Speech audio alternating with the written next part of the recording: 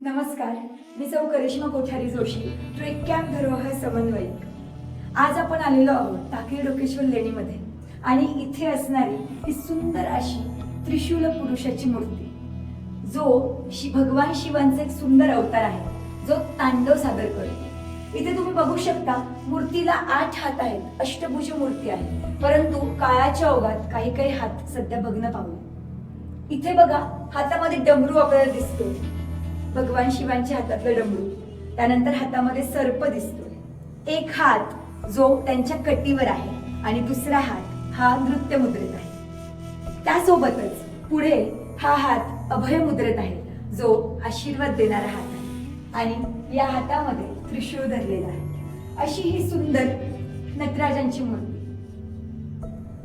टाकळी डोकेश्वर लेणीमध्ये आल्यावर तुम्ही ही मूर्ती पाहिली आहे का?